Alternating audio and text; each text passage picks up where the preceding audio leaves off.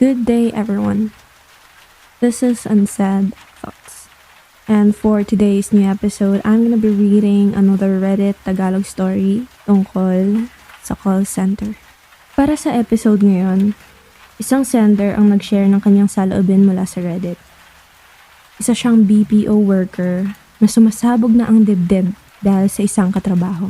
Hindi dahil sa absenteeism, hindi dahil sa stats or metrics, kundi dahil sa isang matinding sikreto na nakakasira na ng moralidad ng buong team nila. Hi. Gusto ko lang sana maglabas ng sama ng loob. BPO worker ako, 21 years old, at kasalukuyang nagtatrabaho sa isang kilalang call center. Bago pa lang ako sa industriyang ito, pero mulat naman ako sa mga chismis. Alam ko na yung open secret na talamak ang cheating sa mga call center. Sabi nga nila, what happens in the graveyard shift stays in the graveyard shift. Normal na raw yung mga work pool o floor partner kahit may mga asawa or jowa sa labas. Pero akala ko, kwentong barbero lang yun. Hindi pala.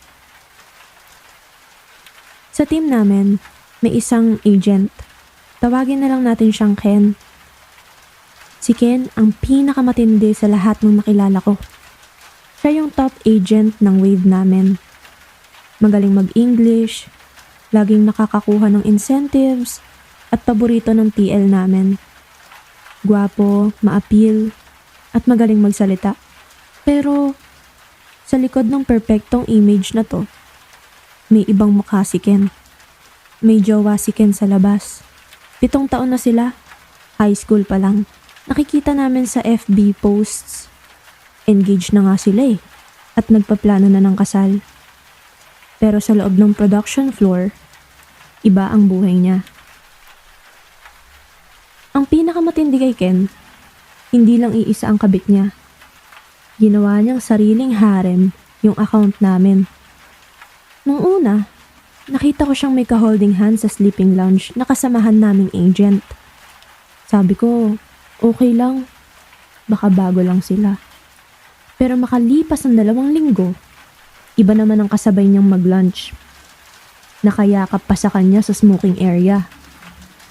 Ang pinakamalala, nalaman namin ng ilang ka-wave ko na pati yung assistant team lead namin, pinatulan niya para lang hindi siya mapag-initan tuwing mababa ang stats niya o kaya naman kapag nalilate siya.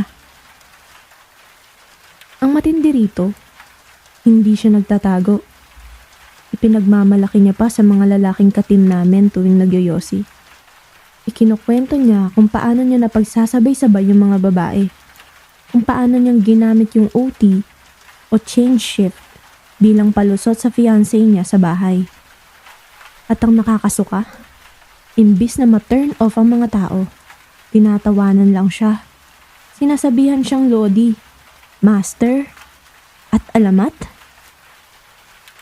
Umabot sa punto na hindi ko na kayang tiisin yung atmosphere sa team. Araw-araw akong pumapasok na nakikita yung mga babaeng nag-aaway ng pasikreto sa prod floor ng dahil sa kanya.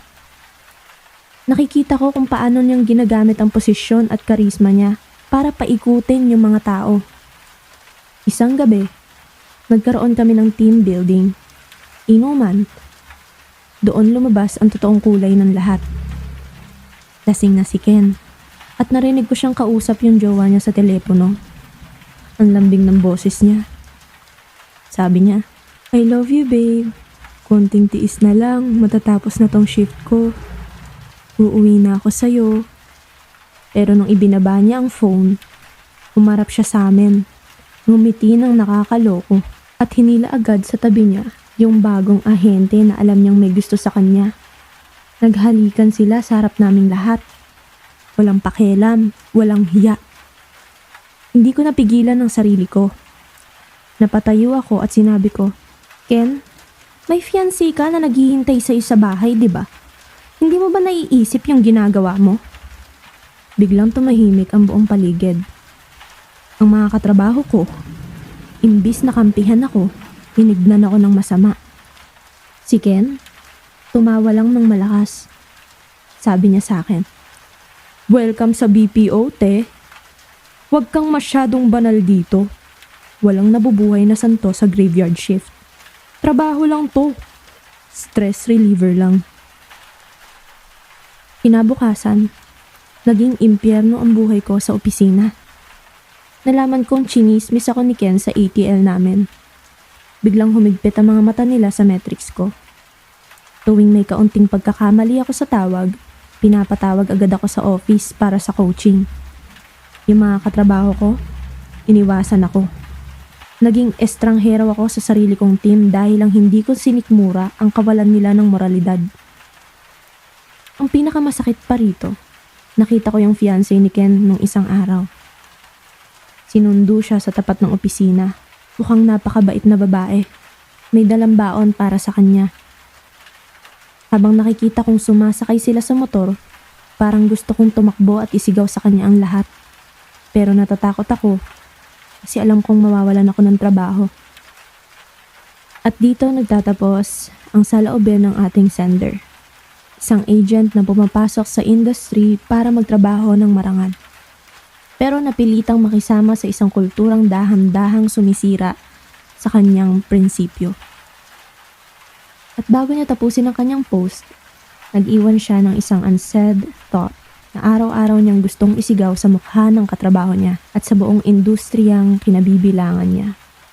Sabi niya, "Ken, paano mo naaatim na tignan ang sarili mo sa salamin tuwing mag-out ka sa shift mo? Paano mo nagagawang maging lodi sa paningin ng iba habang unti-unti mong pinapatay ang dignidad ng pamilyang bubuuin mo pa lang? At sa inyong lahat na kumukonsinti sa kanya, ilan pa naging normal na manira ng buhay ng iba para lang masabing cool ka sa floor?" Sa totoo lang, guys, napakabigat ng realidad. Mahirap magtrabaho sa isang lugar kung saan ang tama ay nagiging mali at ang mali ay ginagawang katatawanan. Para sa sender natin at sa lahat ng mga BPO workers na nakikinig ngayon na nakakaranas ng ganitong toxic na kapaligiran, gusto kong sabihin sa inyo na ang pananatili mong tapat sa iyong prinsipyo ay hindi kababawan. Hindi ka killjoy o banal.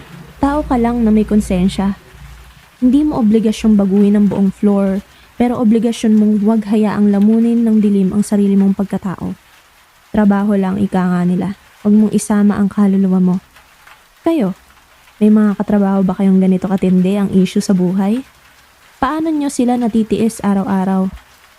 Iwan ninyo ang inyong mga unsaid thoughts sa comment section.